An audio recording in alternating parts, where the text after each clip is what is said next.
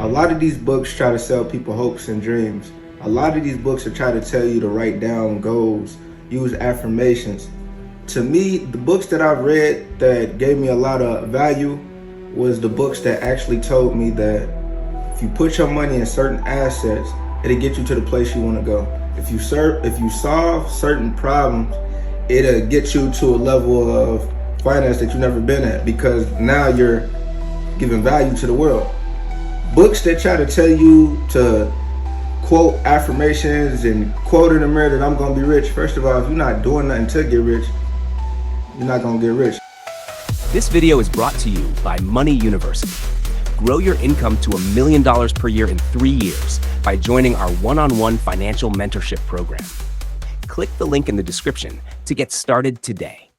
Personal finance books have a rich history dating back to the early 20th century, when writers like George S. Clason began publishing financial advice in the form of parables and practical lessons, emphasizing principles of thrift, saving, and investing.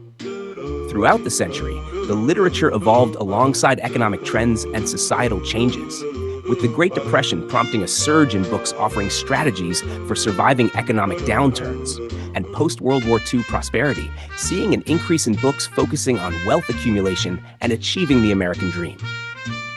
By the late 20th century and into the 21st century, personal finance books became a mainstream genre within the broader self-help and business literature market. Authors like Robert Kiyosaki, Dave Ramsey, and Suze Orman gained widespread popularity, each promoting their unique perspectives on achieving financial success. Rich Dad, Poor Dad by Robert Kiyosaki is one of the most influential personal finance books of all time, first published in 1997. It presents Kiyosaki's personal experiences and financial lessons learned from two father figures: his biological father, the poor dad, and the father of his childhood friend, the rich dad. Robert Kiyosaki's background and credentials have been subject to significant scrutiny over the years. While he presents himself as a successful investor and financial guru, the bulk of his wealth comes from the sales of his books, particularly the Rich Dad, Poor Dad series, and from speaking engagements rather than from the investments he promotes. One major point of contention is the authenticity of the characters and events described in the book. There has been ongoing debate about whether Rich Dad was a real person or a fictional composite created to illustrate Kiyosaki's financial principles. The lack of verifiable details about Rich Dad and other elements of Kiyosaki's stories undermines his credibility. Furthermore, financial experts and journalists have scrutinized Kiyosaki's actual investment track record, revealing several areas of concern. One of the primary criticisms is the lack of verifiable details about his supposed investments. While Kiyosaki frequently discusses his successes in real estate and other ventures, he rarely provides specific examples or evidence to substantiate these claims. Investigations into Kiyosaki's business ventures have also raised questions. For instance, in 2012, Kiyosaki's company Rich Global LLC filed for bankruptcy and was ordered to pay nearly $24 million to the Learning Annex and its founder. This incident casts doubt on his ability to manage a successful business and the practical applicability of his financial advice, as someone who professes to offer sound financial guidance should not have faced such significant financial setbacks. Rich Dad, Poor Dad promotes certain controversial ideas, such as downplaying the importance of formal education and advocating for taking on debt to finance investments. These concepts, while intriguing to readers seeking unconventional financial advice, can be risky and potentially harmful if not implemented with caution and understanding of their full implications. The Psychology of Money by Morgan Housel, published in 2020, explores the behavioral and psychological aspects that influence financial decisions. Housel, a former Wall Street Journal columnist, draws on research from behavioral economics and his own insights to offer perspectives on how emotions and biases shape our relationship with money. One major point of contention is that the book might lead readers to believe that financial success is primarily a matter of personal discipline, mindset, and behavioral adjustments. Housel focuses on concepts such as saving consistently, being patient, understanding risk, and maintaining a long-term perspective. While these are undoubtedly important, this approach can oversimplify the complex realities that many people face. For instance, systemic issues such as economic inequality, access to education, healthcare, and employment opportunities, as well as broader market dynamics, play a significant role in an individual's financial health.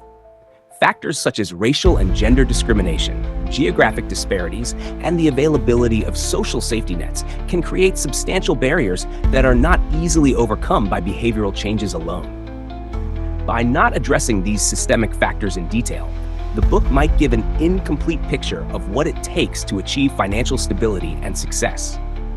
Furthermore, tax policies, interest rates, inflation, and housing markets are all areas where individual behavior has limited impact compared to larger structural forces. For example, someone might be very disciplined about saving and investing, but if they live in an area with high housing costs and stagnant wages, their ability to build wealth could be severely constrained. This could potentially lead readers to underestimate the systemic barriers to financial success. The Richest Man in Babylon, first published in 1926, presents financial advice through a collection of parables set in ancient Babylon. Written by George S. Clason, the book imparts timeless principles of wealth accumulation and financial prudence through stories that illustrate key financial lessons. While praised for its simplicity and memorable storytelling, the book has outdated principles and overly simplistic narratives.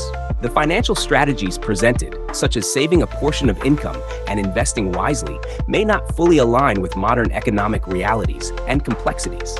For instance, the rising costs of living, particularly in urban areas, can make it challenging for people to save a significant portion of their income. Additionally, inflation erodes the value of saved money over time, necessitating more sophisticated saving and investment strategies to preserve and grow wealth. Furthermore, the stock market, with its intricacies and fluctuations, was non-existent in ancient Babylon, requiring contemporary investors to have a deeper understanding of these instruments. Hence, while the book may be engaging, it lacks concrete, actionable advice for readers seeking practical guidance on managing modern financial responsibilities, such as debt management, retirement planning, and investment diversification. Think and Grow Rich by Napoleon Hill, first published in 1937, is one of the best-selling personal development and self-help books of all time.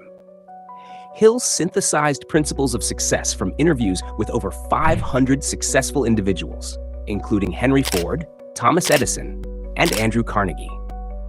One of the central claims of Hill's career is that he was commissioned by Andrew Carnegie, one of the most successful industrialists of his time, to interview wealthy and influential individuals and distill their secrets to success. Hill maintained that Carnegie provided him with letters of introduction to various prominent figures, such as Thomas Edison, Henry Ford, and Alexander Graham Bell. However, there is little concrete evidence to support this assertion.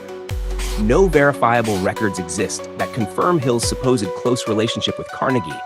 Additionally, Hill's own accounts of his life contain numerous contradictions and dubious claims. For instance, he often recounted stories of his immense wealth and business successes, but historical records paint a different picture. Hill faced multiple legal issues, including allegations of fraud. In 1915, he was involved in the foundation of the George Washington Institute of Advertising, which collapsed due to accusations of fraud and unethical business practices. Moving away from his background, his book, Think and Grow Rich, is based on the concept of the law of attraction, which proposes that thoughts can attract wealth or success. While appealing to readers seeking motivation and inspiration, this concept oversimplifies the complexities of financial success and may promote unrealistic expectations.